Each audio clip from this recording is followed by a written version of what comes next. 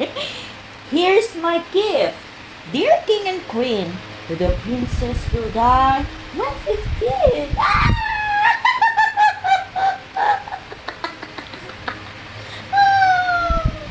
Oh, Sleeping Beauty.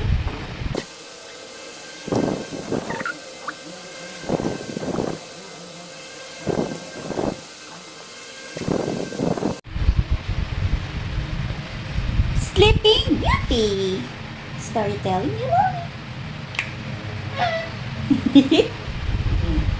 Once upon a time, in a faraway land, the king and the queen invited all the kingdom's fairies to their palace to celebrate the birth of their beloved daughter, Bria Rose. After the feast, the fairies walked to the baby princess cot to bestow on her the most precious virtues. One gave her kindness, one intelligence, another beauty, and so on.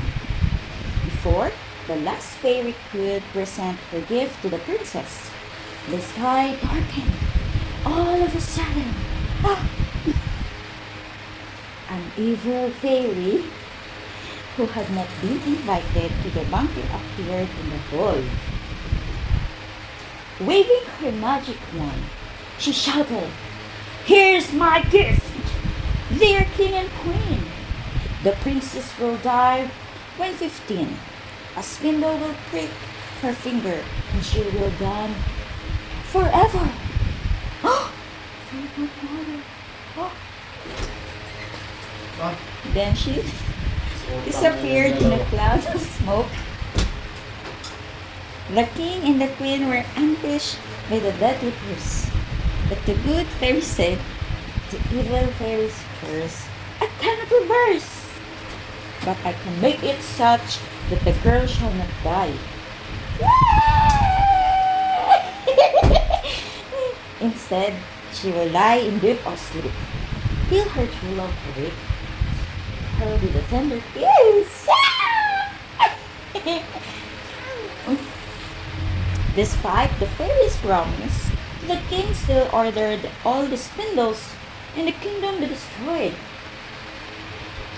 Years went by and Briar Rose grew up beautiful, kind, and riches. When the day of her 15th birthday arrived, nobody remembered the cruel fairy's curse any longer. Her parents were away from the castle and the princess looked for an activity to occupy herself. Suddenly, she came across a steep and narrow staircase which she had not noticed before. And taken by an irresistible curiosity, she decided to climb it and see where it tied.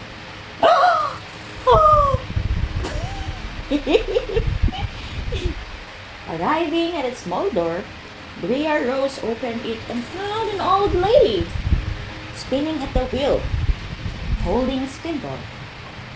Having never seen those instruments, the girl exclaimed, "Hello, old granny!" "I was just passing by. What are you doing? Could you let me try?" The old woman, who was actually the evil fairy, answered, "Come in, my dear girl. I was just spinning. Try, go ahead. I'll be a new beginning." Bria Rose stretched out her hand to the spindle and pricked her finger. Immediately, she fell to the floor senseless. The wicked fairy cackled horribly, and again in a cloud of smoke she disappeared. As soon as the news reached them, the king and the queen rushed back to the castle, but it was already too late. The cruel prophecy of the evil fairy had come true. So the princess is still beautiful, even deep in slumber, was laid on a bed made of gold. The good fairies rushed to the palace too. While they were trying to comfort the king, the queen, and the court, one of them proposed, "If the princess wakes up alone and without any of her own, she would be frightened in despair.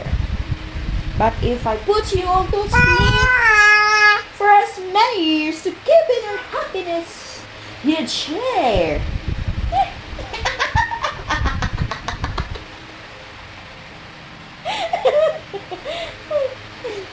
The king and the queen wholeheartedly agreed in the suggestion. So the fairies put to sleep every person, object, and animal, from the royals to the fruitin, from the cabins to the sucklery, maids from the animals to even the water in the well, so that it wouldn't dry. Then, with their magic wands, they touched some prayers which grew and surrounded the castle, almost entirely hiding it from sight. As the years went, by the legend of the beautiful sleeping princess spread to the surrounding kingdoms.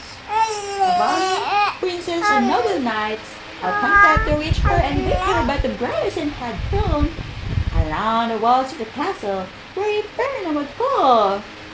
100 years passed, and a brave prince from a faraway land arrived in the kingdom. A local old man told him, according to the legend, a cruel and wicked spell cast on a pretty princess who in castle dwells has kept her sleeping peacefully for now 100 years. At these words, the valiant prince became fired with enthusiasm and swore to rescue the unfortunate princess from the spell. As soon as the young man drew his sword to cut a passage through the palace, they themselves opened a way before him. Arriving at the castle's main gates, the prince entered the main courtyard without even a scratch. Much to his surprise, he found humans and animals lay everywhere, all fast asleep, cooks and servants, dogs and doves.